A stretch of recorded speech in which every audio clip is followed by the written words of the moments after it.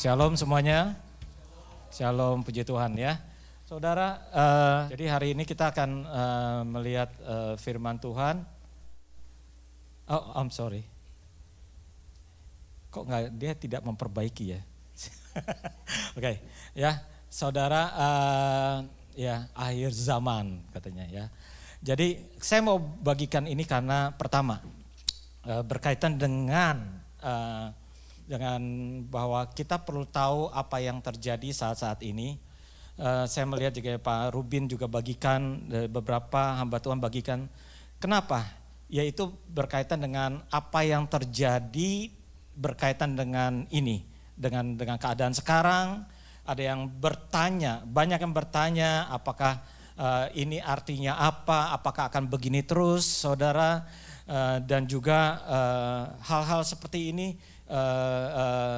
Jadi apa yang harus kita lakukan? Jadi gini, dalam hal ini goalnya saya mau memberitahukan, saya tidak bicara mengenai politik, tapi saya bicara mengenai apa yang Alkitab katakan mengenai kejadian ini. Ya, apa yang Alkitab katakan mengenai kejadian ini dan bagaimana respon kita dengan hal ini, gitu ya. Jadi saya mau membagikan ini karena ini yang terjadi dengan dalam saat-saat ini, oke? Karena itu akan saya mulai dengan yaitu yang pertama di dalam Matius 24. Ini saya mau mengambil dari sini Matius 24 ya.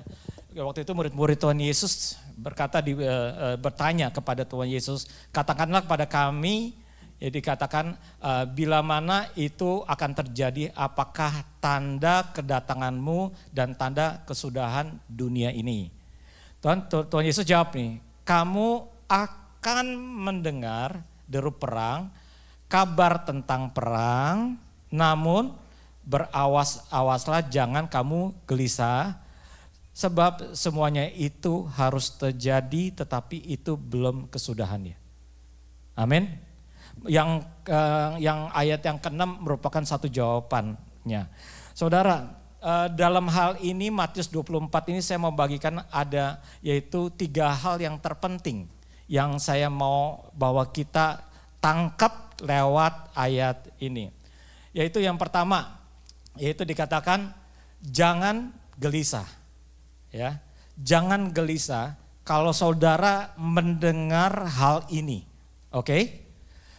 Dikatakan apa? Tenang dan jangan takut di tengah-tengah kabar tentang ini. Itu pesannya, oke? Tetapi yang menjadi pertanyaan, kenapa kita harus tenang, gak perlu takut, jangan gelisah? Di yang kedua, di ayat yang sama dijelaskan, yaitu gini, karena ini semuanya harus terjadi. Semuanya harus terjadi. Sekarang apa saja yang terjadi memang. Jadi semua yang terjadi di dunia ini itu memang harus terjadi. Karena saudara bahwa apa yang terjadi saat ini merupakan penggenapan daripada firman Tuhan. Karena ini penggenapan firman Tuhan. Jadi saudara, apa yang kita harus lakukan ya sebenarnya ya bagaimana kita menanggapi hal ini aja. Amin. Kenapa semuanya harus terjadi? Ya, yaitu yang pertama karena berarti memang Tuhan tahu dan Tuhan melihat bahwa ini akan terjadi. Yang pertama saya coba mau kasih tahu yaitu yang pertama, jangan menyalahkan seseorang, satu orang, dua orang, sekelompok. Oh ini karena ambisi orang tersebut, oleh karena ini egoisnya, oleh karena mereka punya agenda pribadi. Seperti itu saudara, kalau saya boleh usul saat ini gak usah. Kenapa? Karena memang saya bilang Tuhan bisa memakai orang itu. Tuhan bisa memakai kelompok itu. Untuk apa? Untuk memicu keadaannya supaya terjadi perang. Amin. Hah? Karena itu saudara kalau Tuhan bilang memang harus terjadi, saudara mau tengking memang? Iya benar kan? Karena ya justru itu nanti saya bilang kita cara berdoanya sekarang berbeda. Hari ini saya mau bagikan ini, menegaskan bahwa ini sedang penggenapan firman Tuhan terjadi dalam saat-saat ini.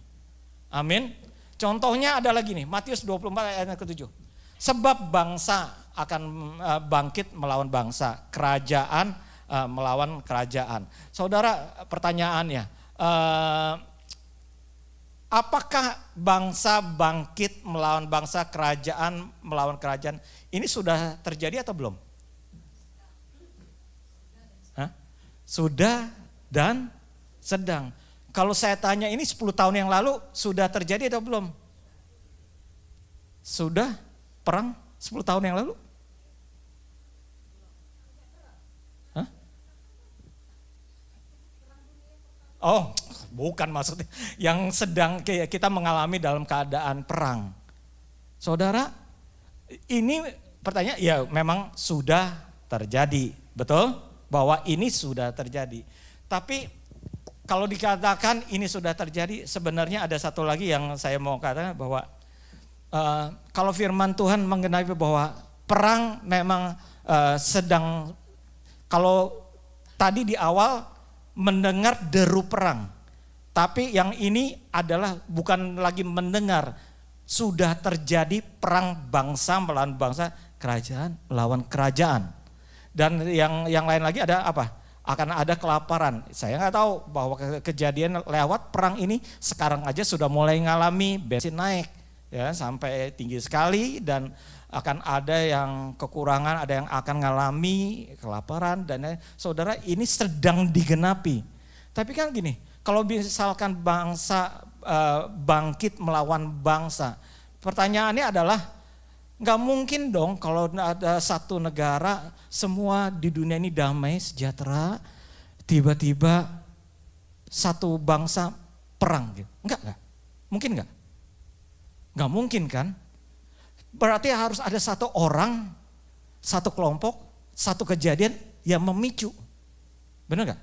Memicu sehingga terjadi panas, sehingga develop jadi makin lama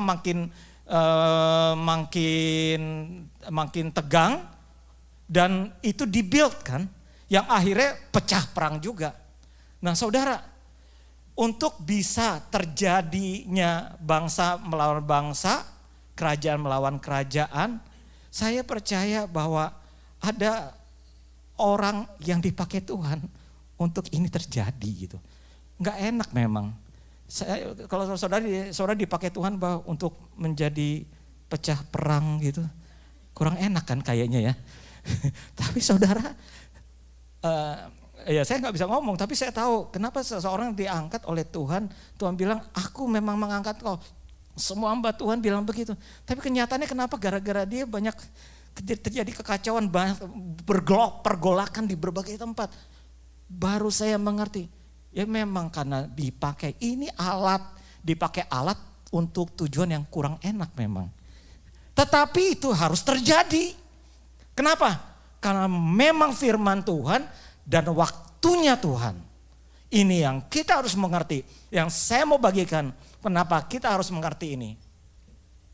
Jadi kenapa jangan gelisah? Kenapa? Jangan takut. Karena memang harus terjadi. Dan perlu lebih lagi, yaitu bahwa akan tetapi semuanya itu baru permulaan. Bukan kalau ditanya, kan banyak yang tanya, kapan ya perang mau selesai enggak? Saya bilang, mohon maaf kayaknya sih belum sih. Akan panjang saudara. Bersiaplah, benar? Ya, saya bukannya berpikiran negatif, bukan. Cuman saya bilang kan, apa yang terjadi, apa yang Alkitab bilang, bagaimana respon kita. Sekarang respon kita tuh apa? Kita perlu berdoa. Berdoanya ya udah, jangan takut. Supaya tenang, doakan kalau boleh Tuhan perangnya cepat selesai dah. Gak apa-apa. Ya, minta berdoa seperti itu is okay. Tapi kalau saudara berdoa ya saudara pernah tahu nggak nubuatan berapa tahun yang lalu. Saudara, Timur Tengah tidak pernah akan bisa tenang. Pernah dengar itu?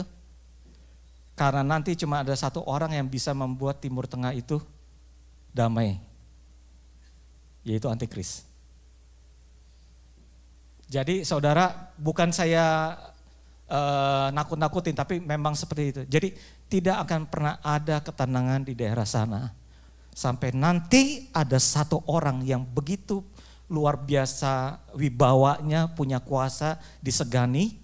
Dan orang itu yang sanggup membuat Timur Tengah itu damai.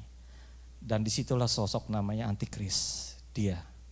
Baru semua timing itu berjalan. Itu satu topik lagi. Oke? Selanjutnya. Sekarang ada yang bertanya kepada saya begini.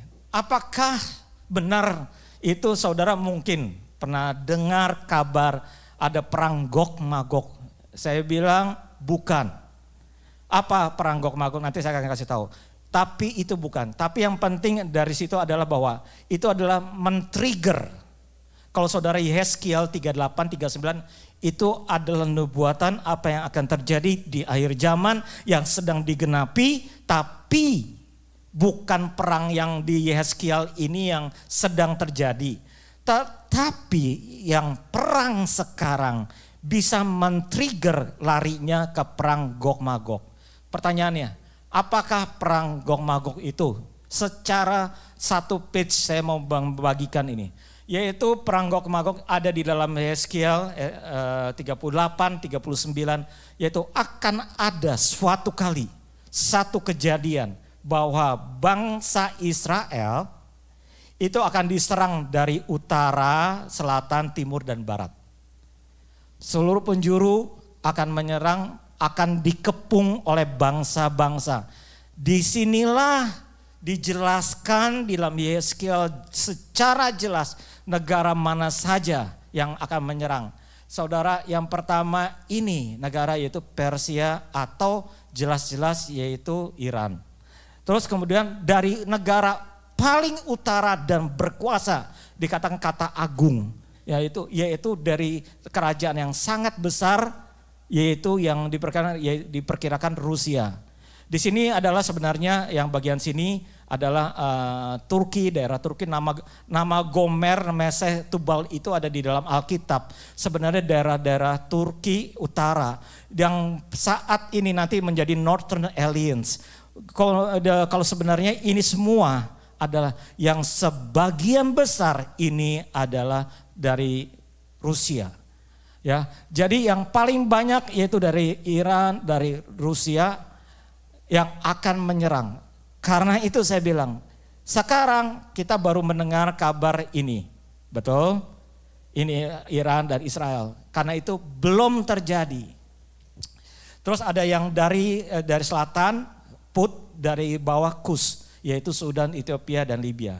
Ada satu yang saya mau tegaskan, di dalam perang Gog-Magog tidak ada nama Amerika. Ya, nanti yang akan berperang Israel dan seluruhnya, dan Israel akan dikepung oleh bangsa-bangsa ini, dan dia akan bersembunyi di mana, semuanya tertera di Alkitab ada. Ya, saya tidak bagikan itu. Ini cuma mau menggambarkan inilah yang disebut perang Gog-Magog. Jadi perang yang terjadi sekarang adalah bisa ke arah sana. Saudara, supaya saudara mengerti kedudukannya. Sekarang saya mau bicara khusus mengenai ini. Karena nama Iran dan Alkitab, bagaimana di Alkitab itu ada atau tidak. Saudara, ini petanya, ya, petanya Iran. Saudara, nama Iran tidak ada. Tapi Iran itu adalah Persia di dalam Alkitab. Saudara, kalau dibilang Persia di dalam Alkitab, banyak kejadian di Persia. Benar? Ya, banyak kejadian. Saya beberapa saja. Nomor satu, yaitu kita tahu, yaitu mengenai Daniel. Daniel itu pertama dibuang ke yaitu Babilonia. Ini saudara, ini Babilonia nih, ya, sebesar ini. Dia ada di sini. Di palace itu di sini, susah, ya. Puri Susa. Dia ada di sini. Sini merupakan bagian daripada Babelonia. Kan itu Daniel 1 sampai 8 dia di dalam pemerintahan Babelonia. Tapi kalau saudara bicara Daniel 9 sampai 12 dia itu bicara mengenai Persia. Ya itu sebenarnya sama aja karena Persia mengalahkan Babelonia dan inilah seluruhnya Persia. Tadi Iran seperti segini, sekarang tapi Persia tuh jauh seperti ini. Jadi kalau saudara bisa bayangkan itu Persia itu sangat berkuasa saat itu dan sangat besar. Ya, sangat besar. Karena itu walaupun Daniel di tempat yang sama yaitu di Puri Susa, di Susa di sini, tapi dia di bawah Persia. Semua ada yang penglihatan dari Daniel 9 sampai Daniel 12. Saudara lihat di situ adalah bicara mengenai dia di Persia.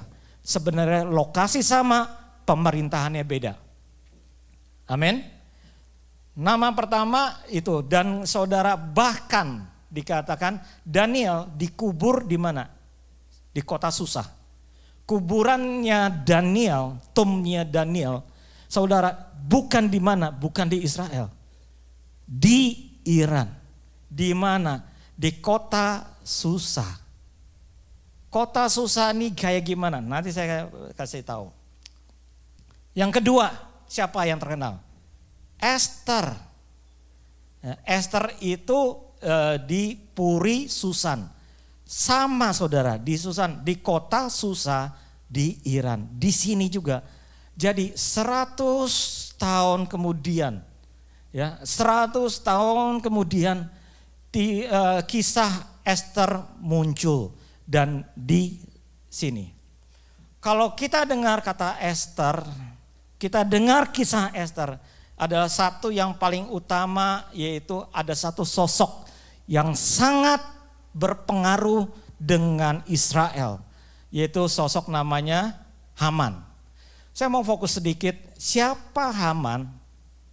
Haman itu di Alkitab kadang keturunan Agag.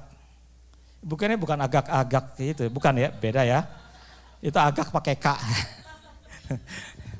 Saya tahu semua mikirnya, Agag nih si Aman. Memang si Amannya agak-agak sih. Agak-agak nggak benar gitu.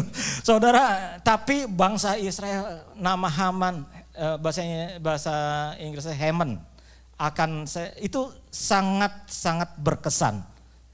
Ya. Nah, sebelum ke situ saya mau mengenai bahwa Haman ini keturunan Agag. Saudara, siapa Agag? Di dalam Alkitab, ini juga sangat penting. Berkaitannya di mana? Di sini. Agag itu Amalek. Di 1 Samuel 15 kejadiannya. Tuhan itu sangat benci dengan orang Amalek. Kenapa? Karena itu firman Tuhan bilang gini kepada Saul kan, aku akan membalaskan apa yang dilakukan oleh orang Amalek kepada bangsa Israel. Jadi waktu suatu kali setelah bangsa Israel keluar dari Mesir, ya, dia mau minum bangsa Israel, air itu pahit. Terus airnya pahit, orang Israel marah. Terus kemudian dia tanya, ini Tuhan kita atau Tuhan? Dia meragukan Tuhan. Dan tidak lama setelah itu bangsa Amalek menyerang.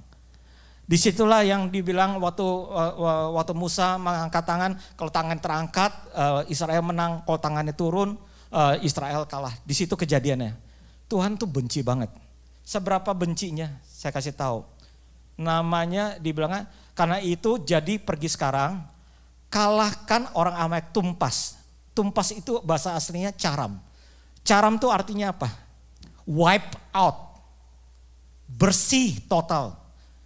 Jangan sisakan binatang, anak-anak, orang tua, bayi menyusu, seluruhnya harus dibunuh, dimatikan. Sadis kan? Seberapa bencinya? Benci banget gitu. Kalau saya bilang. Karena itu sampai binatangnya aja minta dibunuh saudara. Binatangnya aja nggak bisa tuh, mau binatang pun dibunuh. Oke? Itu pertama kali kita mendengar. Kita tahulah isi hati Tuhan dengan tumpasa segala yang adanya. Bunuh ya, laki-laki, perempuan, anak-anak, menyusu, lembu, domba, onta, kambing, anjing, kucing dan lain-lain semua ikut dibunuh. Ya. Oke, terus apa yang terjadi? Yang terjadi seperti ini kan. Saul datang kepada Samuel, tiba-tiba Samuel datang. Dia bilang gini, aku mendengarkan suara Tuhan, mengikuti jalan yang disuruh Tuhan kepadaku. Samuel bilang, aku dengar suara apa tuh, suara binatang.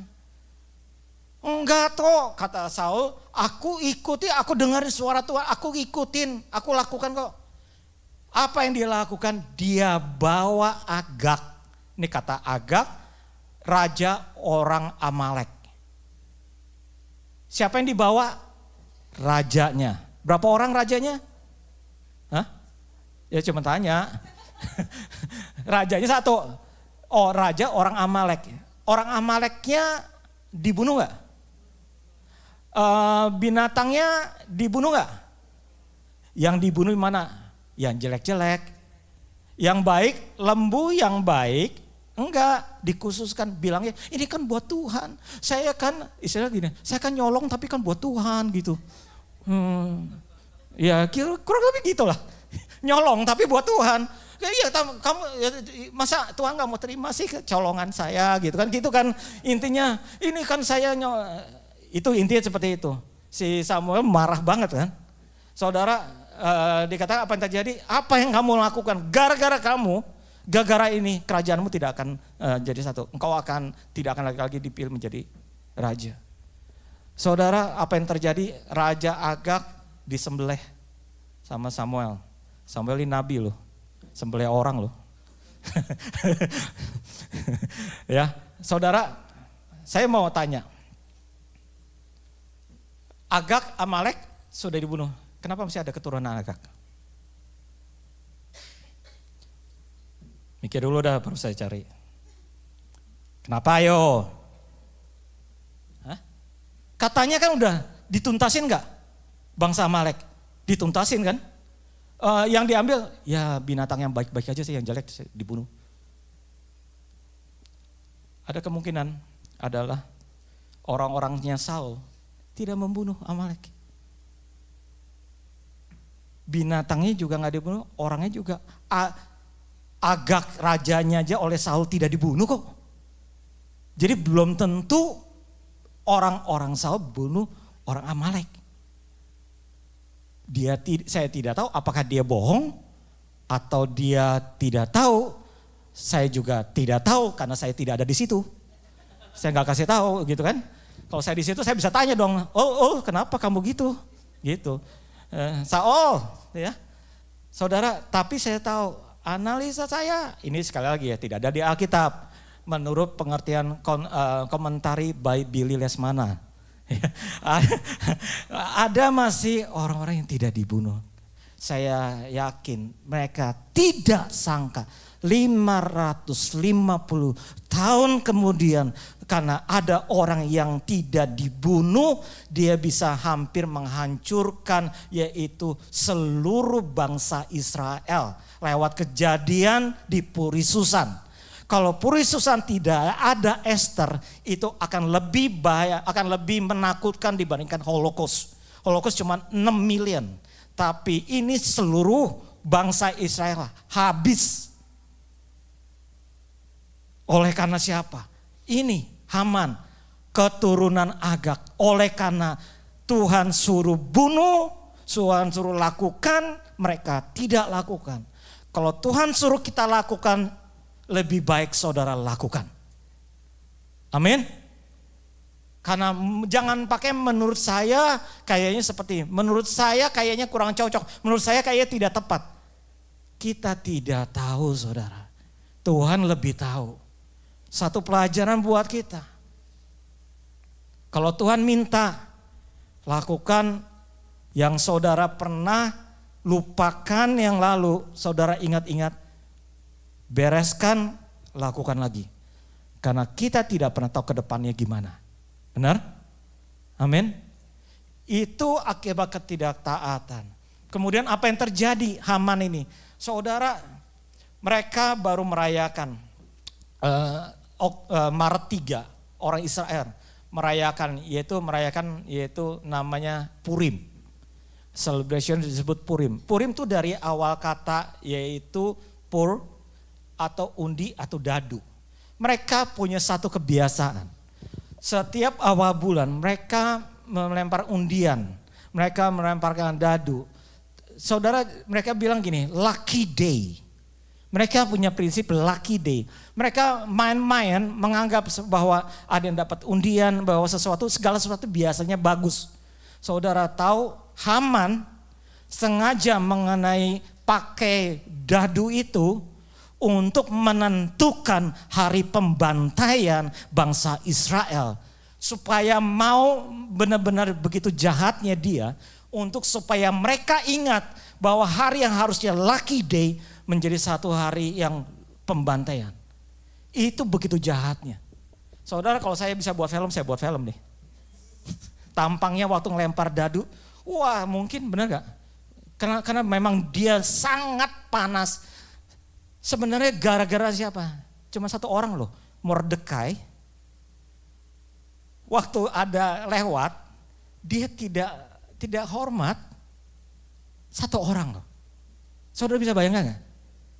Dia memang pemimpin. Mordekai dia lewat, ada Mordekai yang lain kasih salam, kasih hormat, dia tidak. Haman panas sekali. Tapi dia bilang lebih baik yang dibunuh jangan cuman Mordekai. Karena Mordekai orang Israel aja yang saya bunuh semuanya. Cuman gara-gara itu. Itu kejadian. Akhirnya dadu itu dilempar, jatuhlah yaitu tanggal 13 bulan 12 bulan Adar. Mereka bukan bulan tanggal Romawi seperti kita. Ya, mereka berbeda. Karena itu mereka jatuhnya tanggal Maret bulan lalu. Mereka baru merayakan Purim. Kenapa Purim? Supaya mereka ingat bahwa harusnya tanggal 13 bulan 12 itu kita tuh mati. Tapi kita selamat oleh karena ada Esther. Yang berdoa puasa. Oleh karena Tuhan membantu menentukan hidup kita lebih lagi. Menjadikan yang harusnya pembantaian menjadi satu kemenangan. Betul? Hari itu satu hari kemenangan buat bangsa Israel. Di Puri Susannya saja yang dibunuh yaitu 500 orang yang benci Israel. Hanya di Puri Susan. Bisa-bisa Raja Ahasveros gitu. Katanya saya gitu, Raja Ahasveros itu dia bilang, boleh saya tidak akan mengubah waktunya, tapi kamu boleh melawan. Yang menyebabkan akhirnya justru dia mendapat kemenangan bangsa Israel. Oke? Akhirnya dia katakan semua itu yang mereka rayakan satu kemenangan. Saudara, apa yang dilakukan tanggal 13 bulan 12, seluruh yang membenci bangsa Israel justru mati. Seluruh Persia, 127 provinsi yang besarnya sebesar benua. Saudara bisa bayangkan? Itu kemenangan. Dan bukan hanya itu. Esther dan Mordekai diangkat orang kedua. Di mana? Di bangsa Persia. Siapa bangsa Persia? Negara yang seperti Iran. Dia orang kedua, anak Tuhan. Bisa dibayangkan? Namanya dia dicatat di kerajaan Persia, saudara. Bukan di tempat lain. Dia bilang menjadi orang sangat segan, sangat hormat. Karena dia menjadi orang yang luar biasa. Di negara mana? Persia. Saudara, itu yang terjadi. Dan namanya tercatat. Dan saudara, sampai dengan saat ini, inilah saudara purinya. Ini purinya masih berdiri. Puri Susan di Susa. Ya. Ini sampai sekarang di Iran. Masih ada. Masih ada. Tapi saya mau fokus. Saya kasih tahu Pastor Sony kemarin. Yang unik. Saudara coba perhatikan. Di mana Puri Susan? Jalannya dong. Imam Khomeini Boulevard. Sadis. Saya what? Ya namanya aslinya yaitu Sus. Jalannya dong jalan Imam Khomeini. Khomeini panggilannya Khomeini. Yaitu sama seperti Haman, ini Khomeini. Memang sama-sama keturunan Agag. Imamnya, siapa imamnya? Tahun 1979, Ayatollah Khomeini mengambil alih Iran. Itulah disebut ini membuat sejarah besar yang menyebabkan kenapa Iran seperti sekarang. Saudara, Iran pernah ada dalam tangan Tuhan secara luar biasa dari zaman Esther. Tidak hanya zaman Esther. Saya mau kasih tahu nih, supaya saudara mengerti. Iran sebelum 1979, ini udah kayak di Walmart. Dia nyariin anaknya, saudara fashion banget. Bukan hanya fashion, ini orang, saudara tahu kan daerah-daerah Turki, orang-orang Timur Tengah tuh, dia punya kelebihan tampang. Tampangnya kayak bule tapi ada campurannya Timur, ada campurannya Asia. Tampang keren-keren lah maksudnya buat saya sih. Jadi memang, jadi kalau dia fashion juga menang. Saudara ini nggak kalah. Ini udah kayak Walmart. Iran sebelum 1979. Saya punya 3 foto. Saudara ini nggak kelihatan udah kayak di New York. Benar nggak? Fashion begini. Ini lihat ini grup, ini sekolah di sana di Teheran. Itu mereka ini sebelum 1979 dikatakan pernah menjadi negara modern, terbuka, relasi baik dengan dunia internasional juga dengan Amerika. Mereka sangat Americanized. Saudara ini Iran, saudara 1979 sebelumnya. Dan apa yang terjadi setelahnya inilah yang sekarang. Sejak Ayatollah Khomeini ambil alih, inilah menjadi. Saudara tahu ini foto keluarga. Kurang jelas. Saudara lihat ini. Ini foto keluarga. Siapa yang mana. Cuma lihat bayi anaknya. Lucu ya kalau ada foto keluarga gitu, seperti ini ya. Enggak kayak. Ngapain foto keluarga gitu. Ya, saudara ya intermezzo sedikit. Saya juga mau ketawa gitu, saudara. Ngeliat foto keluarga seperti ini, semua hitam semua. Ya itulah foto keluarga, mau gimana dong, memang begitu. Dan saudara lihat bagaimana perubahan. Dan setelah 1979 beberapa hal. Pertama, Iran menolak Israel, dia mendukung Hizbullah dari Libanon. Kedua, mendukung yaitu Hamas. Yaitu Palestina, ya. Saudara, yang terakhir yang sangat mengkhawatirkan yaitu yang menyebabkan kenapa perang, kenapa negara-negara lain khawatir. Karena mereka satu langkah, satu step hampir bisa membuat nuklir. Satu nuklir cukup satu kota hilang, wipe out, cukup, ya. Saudara, mereka pernah bayangin, mereka pernah serang, ya, tanggal 13 April nih, pakai 300 drone ke Israel. Ini nyari gara-gara nggak sih nih? Ya, itu baru drone karena belum punya nuklir. Kalau karakter kayak begini, dia nyerang bangsa, saya tidak tahu apa yang terjadi. Karena itu yang membuat khawatir seluruh dunia. Pernah kan kemarin beberapa minggu lalu di California diimbau hati-hati, ya. Kenapa? Karena kita takutkan adalah karena begini. Bukan kecil, bukan drone, ya, tapi memang dia penghasil drone.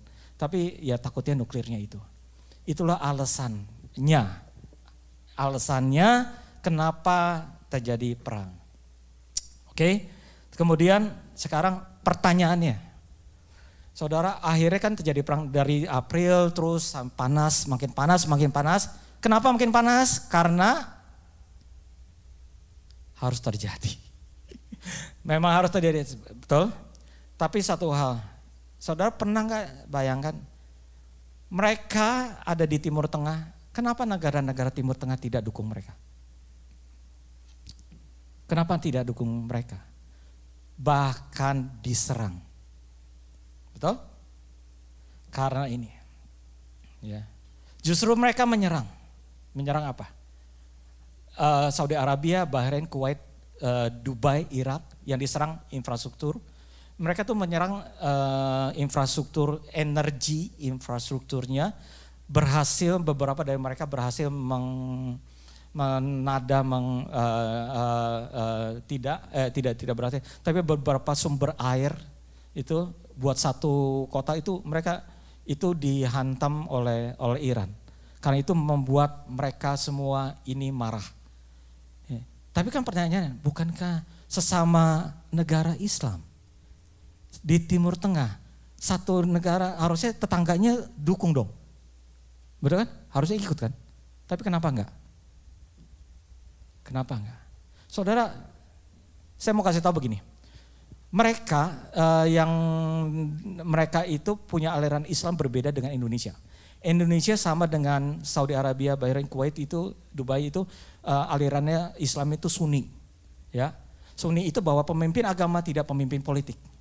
Tapi negara lain kayak kalau salah Afghanistan, kalau enggak Iran kayak gitu, mereka namanya apa gitu saya lupa, bahwa pemimpin agama itu juga pemimpin politik. Ini berbeda alirannya, karena bukannya sama dengan Indonesia, samanya dengan yang Arab, dengan Irak dan lain-lain itu sama. Oke? Jadi tidak berdasarkan karena sama-sama Islam mereka dukung, tidak. Yang menjadi kunci adalah di sini. Karena tahun pertama, tahun 1981, mereka punya Gulf Cooperation Council. Itu terdiri dari ini nih, Arab, Dubai, Qatar, Bahrain. Ini mereka kerjasama. Saya lupa kasih fotonya. Saya ada fotonya. Jadi mereka itu ada kerjasama Gulf ini. Bekerjasama dalam ekonomi, sosial, budaya, dan keamanan. Termasuk juga dengan Amerika. Amin. Jadi karena itu saudara bisa lihat waktu di Dubai, walaupun saya belum pernah tuh, arsitek saya ingat banget. Banyak arsitek bukan dari Indonesia waktu saya di sini, itu dikirim ke sana karena dipekerjakan ke sana. Jadi di sana tuh banyak arsitek dari seluruh dunia untuk mengerjakan bangunan-bangunan yang luar biasa di sana. Ya, 2 waktu itu banyak arsitek dikirim, 1 ke Dubai, 1 ke Shanghai. Ya, saya ingat banget kita di apartemen kita waktu kita di San Francisco itu Westlake itu saya ketemu di arsitek, dia baru dari Shanghai. Jadi arsitek itu dikirim kedua. Kenapa? Untuk bangun.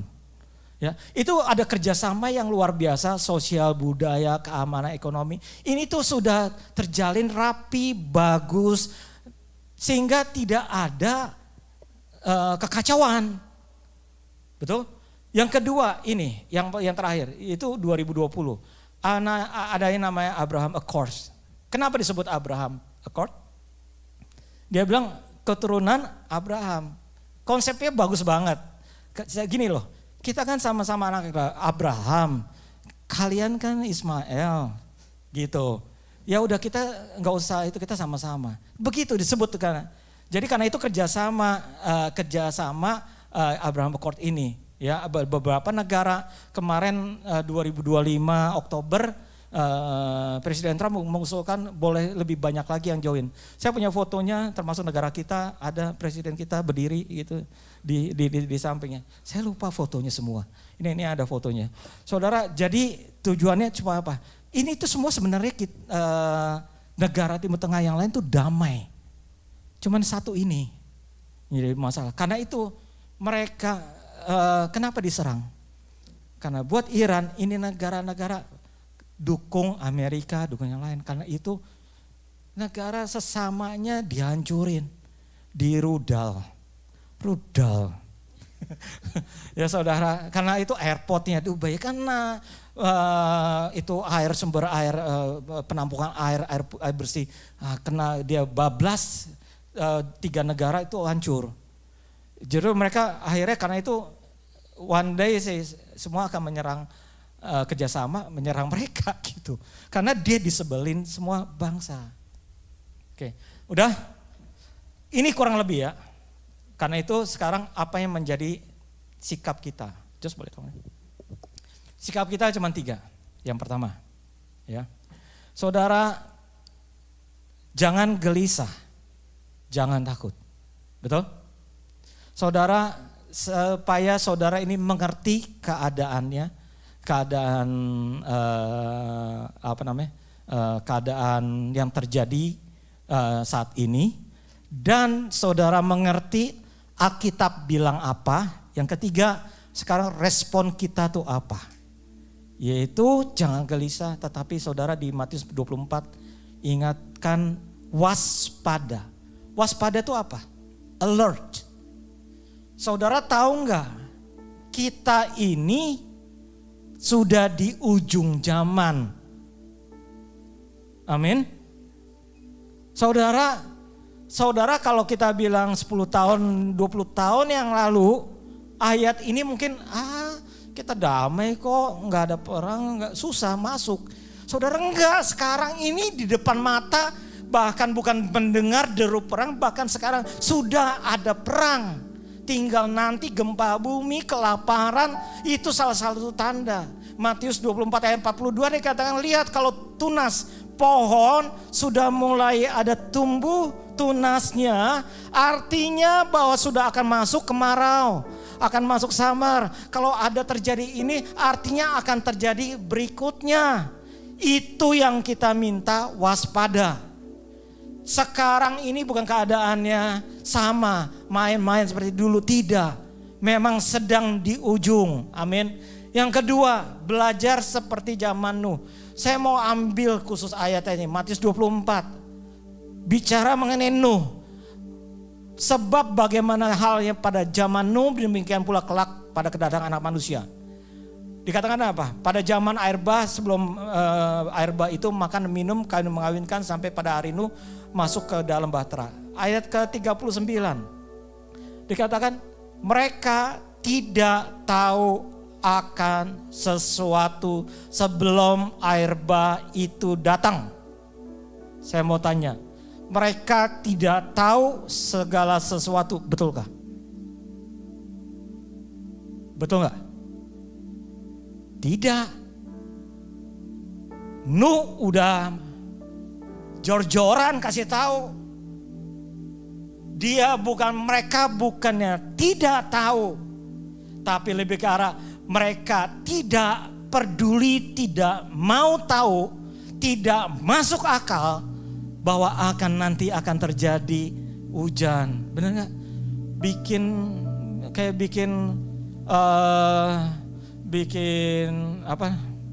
bahtera kok di atas gunung. Mbok ya mikir dikit loh, Nuh. Jangan di situ loh, gitu.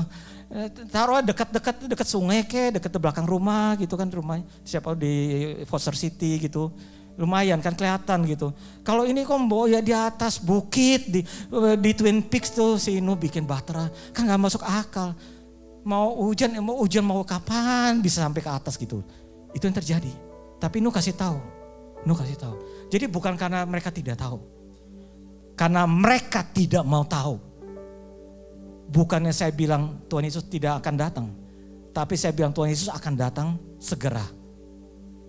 Ini tanda-tandanya. Supaya saudara aware ini. Betul? Angkatan ini tidak akan berlalu. Tidak akan berlalu. Kita akan yang melihat. Ini dia. Karena itu saya percaya waktu Pastor Rubin bagikan ini, saya bilang saya harus bagikan ini supaya gereja mengerti. Kalau kita mendengar deru perang kayak begini, gimana tanggapan kita? Apa artinya ini buat kita? Kejadian seperti itu. Sekarang kalau kita tahu, oke, Kalau kita memang sudah dekat, kita harus kemudian yang harus kita lakukan apa? Matius 24:42, berjaga-jaga. Jaga-jaga tuh alert. Itu saya tidak tahu kenapa bahasa Inggrisnya hilang di sini, saudara. Bukan salah saya. Dikatakan harus secara rohani. Bukan berjaga-jaga secara jasmaninya saja, bukan. Tapi justru masalah begini, kalau Tuhan Yesus datang, jemput, kita kejemput enggak? Itu kan? Itu yang lebih penting kan? Jangan kita bilang kita merasa kita pasti dijemput, ternyata Tuhan bisa, oh enggak, kamu enggak masuk hitungan kok, matang lah. Nah itu yang terpenting, karena itu berjaga-jaga, make sure kita dikatakan keep in faith. Iman kita dalam keadaan tetap ke Tuhan. Ini yang terpenting. Supaya artinya itu tiket kita masuk ke surga. Tanpa itu saudara gak bisa nyogok masalahnya. Nyogok lewat apa? Pelayanan sungguh-sungguh. Nyogok lewat apa gitu. Saya kan berkorban, saya kan melayani, saya kan lakukan itu. Tuhan bilang bukan karena itu, tapi kenal gak saya, kamu sama saya, kata Tuhan gitu. Ya kan, simple banget kan, simple banget. Karena itu saudara make sure, bukan saudara kenal Tuhan, saya tahu saudara kenal Tuhan sih. Tuhan kenal saudara gak? Hah? Itu kan, lebih perlu itunya gitu. Saya lebih concern itunya. Saya sih kenal Tuhan, Tuhan kenal saya enggak ya? Nah itu yang perlu diperbaiki. Iman kita harus dalam keadaan tetap terjaga in spiritual. Udah cukup kok? Ya? Mari kita tundukkan kepala yuk, kita berdoa. Bapa di surga, terima kasih untuk malam ini. Terima kasih untuk firman Tuhan yang kami dengar. Materaikan dengan kuasa darah Yesus. Ya baik Bapa, berikan pengertian kepada kami lebih lagi Tuhan. Masing-masing sesuai dengan keperluan kebutuhan kami Tuhan. Bapa, biar kami mau menjaga, alert, menjaga iman kami supaya kami tetap dalam keadaan ke Tuhan. Kuatkan kami sehingga kami tidak gelisah. Kuatkan kami sehingga kami tidak takut mendengar, melihat keadaan dunia saat ini Tuhan. Bapa, biarlah Tuhan kami berdoa jagai senantiasa. Lindungi kami senantiasa di dalam nama Yesus. Aku berdoa Tuhan juga Engkau yang memberkati kami. Biar Tuhan jauhkan dari segala malapetaka, jauhkan dari segala gempa bumi, jauhkan dari segala kelaparan Tuhan. Engkau yang jagai kami Tuhan, melindungi Tuhan, semuanya boleh berjalan dengan baik dan lancar di dalam nama Tuhan Yesus. Ya Abba, ya Bapa, biar melihat segala sesuatunya. Iman kami tetap padamu Tuhan. Dan kami percaya Engkau yang akan menjagai kami seperti biji matamu sendiri. Di dalam nama Yesus. Tuhan, biar Tuhan berkati kami berlimpah-limpah. Hari demi hari dalam keadaan saat ini. Kami percaya Tuhan, pakai perlindungan Tuhan nyata atas kami. Di dalam nama Yesus. Kami tetap di dalam perlindungan-Mu. Karena kami anak-anak-Mu Tuhan. Bapak terima kasih Tuhan untuk malam ini. Materaikan dan sekali lagi dengan kuasa darah Yesus. Biar firman Tuhan ini boleh tumbuh dan hidup. Dan kami akan berbuah di dalam nama Tuhan Yesus. Terima kasih Tuhan. Biar kami kembalikan segala pujian hormatnya bagi-Mu. Karena Kau yang layak menerimanya. Dalam nama Yesus, haleluya. Mari sama-sama katakan, amin, amin. Tuhan berkati.